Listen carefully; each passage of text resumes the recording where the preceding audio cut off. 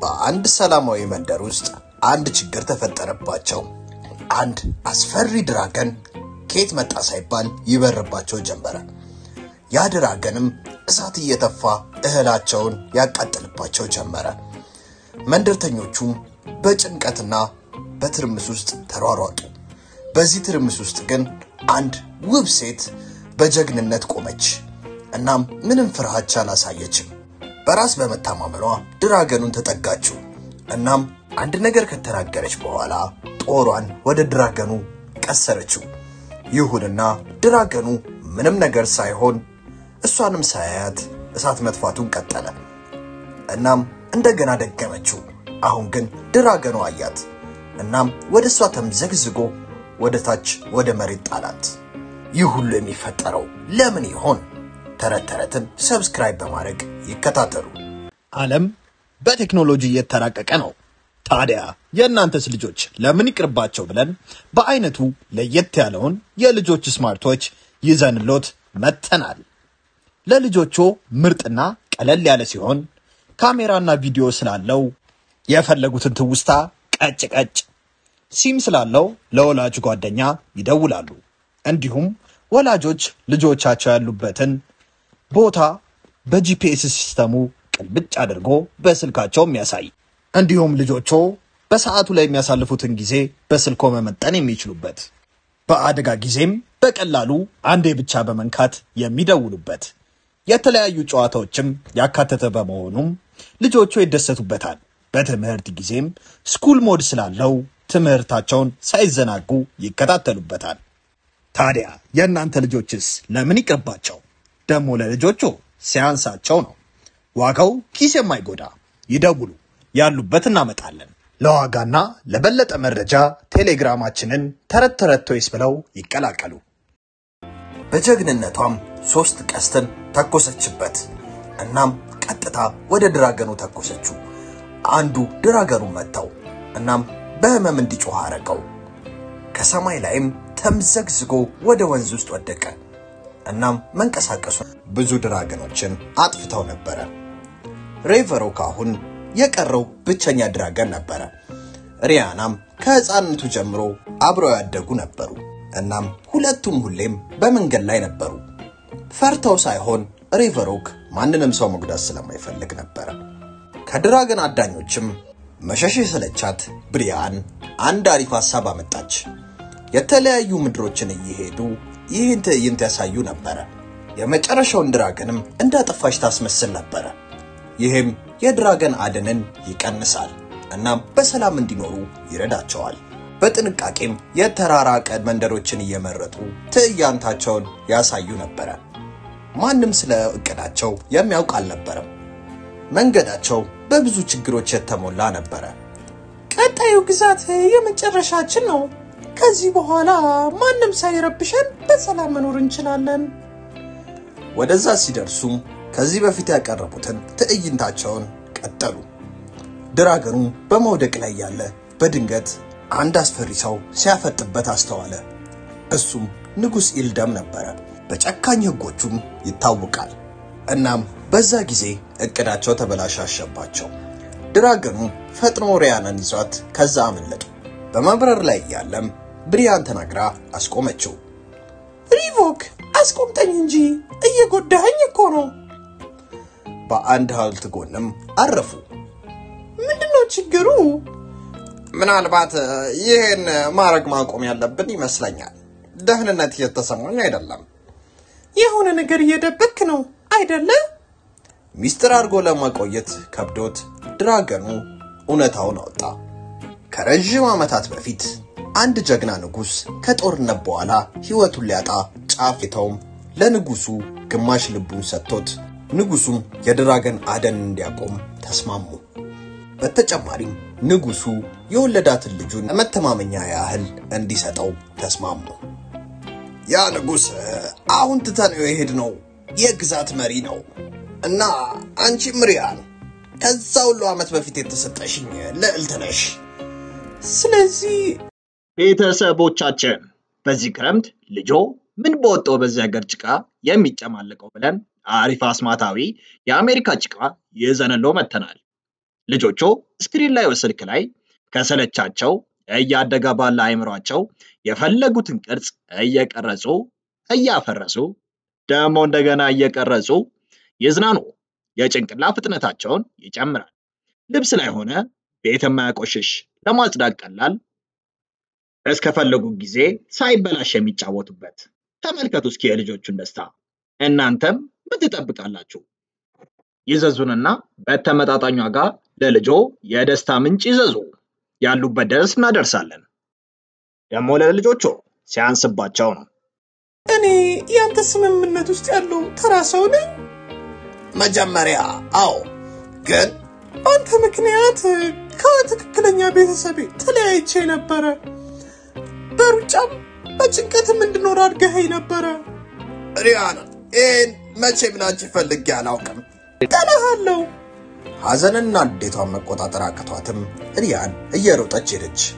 እናም ወደ ግዛቱ ተመልሳ ንጉሱን አገኘችው። እናም መመለሷን ያውቅ ይመስል ንጉሱ እየጠበቃት ነበረ። እናም በጣም ተደስቶ ተቀበላት። ንጉሱ ወዲያውኑ ትልቅ ድግስ እንደገሰ። ልዕልቷንም ሞቅ አድርጎ ተቀበላት። በቤተ መንግስቱ ያለው ውበት ሪያንን አስደሰታት። በአንድ ምሽት የመጨረሻው ድግስ ካበቃ በኋላ እናም ሁሉም ቤተ መንግስቱን ትቶ በዝምታ ከሄደ በኋላ ሪያን ድብርት ተሰማት። እናም ቤተ መንግስቱን ለማየት መዞር ጀመረች። በድንገት የንጉሱ ቀኛል እሷን ለሱ ከዳርኩለት ሲሞት የሱ ግዛት ሁሉ የሪያን ይሆናል። የሷ ሆነ ማለት ደግሞ በቀላሉ ምንም ሳታረገኝ የሆነ ማለት ነው። ድራገኑስ አግኝተነው ልንይዘውና ልናጠፋው ይገባል። እንደዚህ ያለ ችግርን ልንተው አንችልም። ልትጠቀመኝ ነው? እንደፈለክ አላረግልህም ወዷ ልጄ። ስለዚህ ሁሉንም ነገር ሰምተሻል። እንግዲያውስ እሰሯት። በእነዚህ ቃላትም አማካሪው እጇን ይዟት ሄደ። እናም ወደ አንድ ክፍል ወርውሮ በሩን ቆለፈባት። ሪያንም ተቀምጣ በሐዘን ማልቀስ ብቻ የነበራት ምርጫ ነው። በድንገት ከውጭ አንድ ጩኸት ሰማች። እናም በመስኮት ስትመለከት ድራገኑ ወደሷ እየበረረ አየችው። ያለማሰብም ዘላ በመስኮት ወጣች። ድራገኑም ፈጥኖ አየር ላይ ቀለባት። እናም እየበረረ ሄደ። ከታች ያሉት ወታደሮችም ማድረግ የሚችሉት ነገር ቢኖር ቀስታቸውን መተኮስ ብቻ ነበረ። ችግር ውስጥ እንደነበርኩኝ በምን አወቅ? ከውጭ ቤተ መንግስት ሆኜ ይሄን ሁሉ ጊዜ ስመለከትሽ ነበረ። ስታለቅሺ ስሰማም እርዳታ እንደሚያስፈልግሽ አውቄ ነበረ። ጆሮዬ ምን ያህል እንደሚሰማ ታውቂ የለ? አመሰግናለሁ። በድንገት ሬቨሮክ አንድ ህመም ደረቱ ላይ ተሰማው። እናም እንዲታመም እንዲጮህና ወደ መሬት እንዲወድቅ አደረገው። ሪያንም ንጉሱ የሆነ ነገር ልቡን ሲያረግ አይታው ነበር። ለካስ ልባቸው ተገናኝቶ ነበር። እናም ንጉሱ የራሱን ልብ ሲቆነጥጥ ድራገኑ እንዲታመም ያደረገው ነበር። ወታደሮቹ ፈጥነው ድራገኑን አሳሰሩት። ሪያንም በዛ ተወሰደችና ታሰረች። ንጉሱን መቃወም እንደማትችል በማወቅም ብሪያን የሰርግ ቀኗን መጠበቅ ጀመረች። በምላሹም በቤተ መንግስቱ ወታደሮቿ እየተመለከቷት ትንሽ እንድትንቀሳቀስ ፈቀደላት። በሰርግ ቀኗ ሪያና ወደ ንጉሱ ሄዳ ወይን አቀረበችለት። እናም መጠራጠሩን አይታ ወይኑን ቀምሳ ሰጠችው። ሪያን ምንም እንዳልሆነች ሳይም ንጉሱ አመናትና ወይኑን ሙሉ ጠጣው። ይሁንና ትንሽ ቆይቶ ወዲያውኑ ወደቀ። ለካስ ከዛን ቀን በፊት በአትክልት ቦታው በመዘዋወር ላይ ያለች ሪያና ሰዎችን የማስተኛት ኃይል ያለው ተክል አግኝታ ነበር። በደን ውስጥ በማደጋም ወዲያውኑ እነዚህን ነገሮች ታውቅ ነበር። እናም ምንም አልተጎዳችም ነበር። ሪያንም የንጉሱን ሰይፍ ያዘችው። እናም ከቀሚሷ ስር ደብቃው ሄደች። ሪያን ከዛም ድራገን ወደ ታሰረበት ሄደች። ድራገኑን ብቻዬን ላውራው ፈልጋለሁ። ንጉሱ ልዕልቷ ድራገኑን እንድትጠጋው አይፈቅድም። አባቴ ፈቅዷል። ዛሬ የደስታ ቀኔ ነው። አንተ ካመሳቀልከው አባቴ በደንብ እንዲቀጣህ አደርጋለሁ። በማስፈራሪያዋም ደንግጠው ሁለት ወታደሮች ተመልክተው ምንም ችግር እንደሌለ ሳይ ልጆች የመጫወቻ መኪና በእጃችሁ ለመቆጣጠር አልማችሁ ታውቃላችሁ? ህልማችሁን እውን ልናደርገው በእጆ የሚቆጣጠሩትን ምርጥ የመጫወቻ መኪና ይዘንሎት ከች ብለናል። በአዲስ ቴክኖሎጂ የተራቀቀና እጃችሁ ላይ ባሰራችሁት ሰዓት መሳይ እያንዳንዱን እንቅስቃሴያችሁን ተከትሎ የሚነቃነቅ መኪና ቀኝ፣ ግራ፣ ፊት፣ ኋላ፣ ፍሬን እንደፈለጋችሁ ይቆጣጠሩታል። ለማውለቅ እንኳን የምትሳሱለት። በዚህ ደግሞ አያበቃም። ውብ ኤልኢዲ መብራት ያለው ድምጽ የሚያወጣ ለሽቅድድሞሽ የተዘጋጀ ከጓደኛ ቤተሰቦች ጋር የሚጫወቱበት። በዚህም አላበቃም። ለየት የሚያደርገው ሪሞት አያስፈልግም። በምንልክሎት የእጅ ጌጥ ይቆጣጠሩታል። ታዲያ ምን ይጠብቃሉ? ዛሬውኑ ደውሉ እና በእጆ ያስገቡ። በደስታም ይፈንድቁ። ዋጋው ተመጣጣኝ፣ ያላችሁበት ድረስ በነፃ እናደርሳለን። ትተዋት ሄዱ። ይህን እድል ተጠቅማም ብሪያና ሰይፏን አወጣች። እናም ኃይሏን ሁሉ ተጠቅማ ድራገኑን ያሰረውን ሰንሰለት መታችው።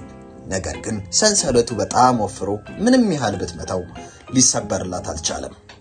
አምባይን ተጠቃሚ፣ ሰይፉን በአምባይ አብሸው።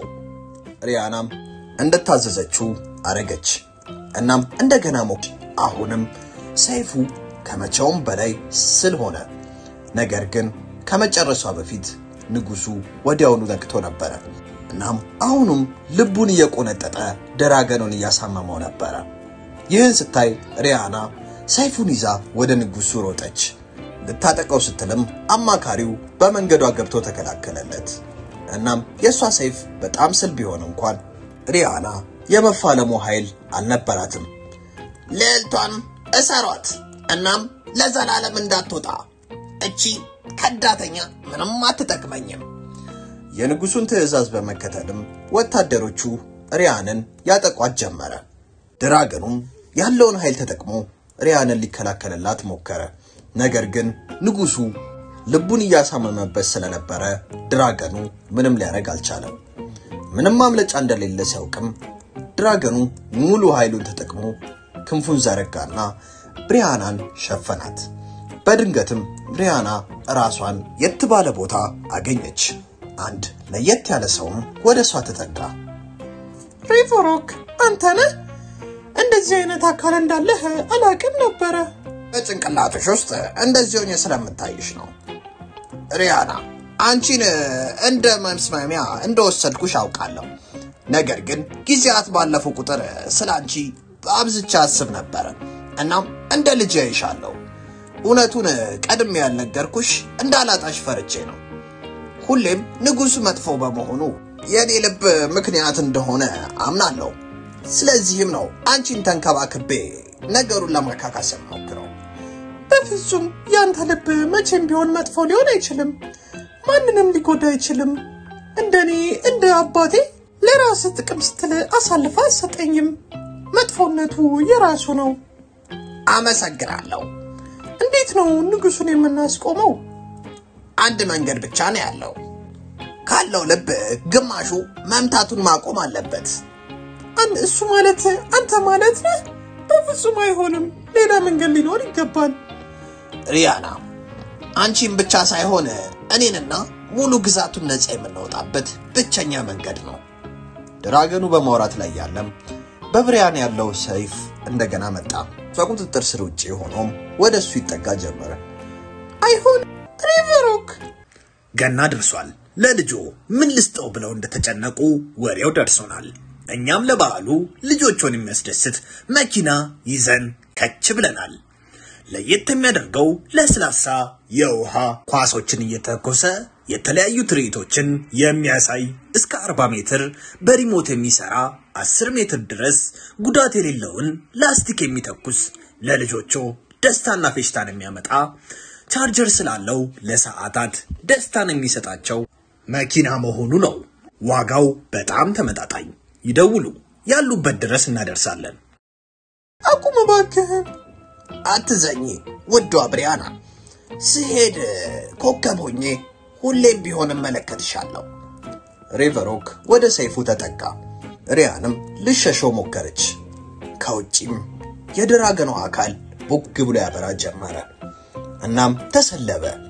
ብሪያናንም በሐዘን ውስጥ ከተታት። ድራገኑ ሲያልፍም ንጉሱም ወዲያው ወደቀ እናም አረፈ። የንጉሱ ሞትም ግራ መጋባትን በወታደሮቹ መሃል አስከሰተ። አማካሪውም በቀስታ ሪያንን ተጠቃት።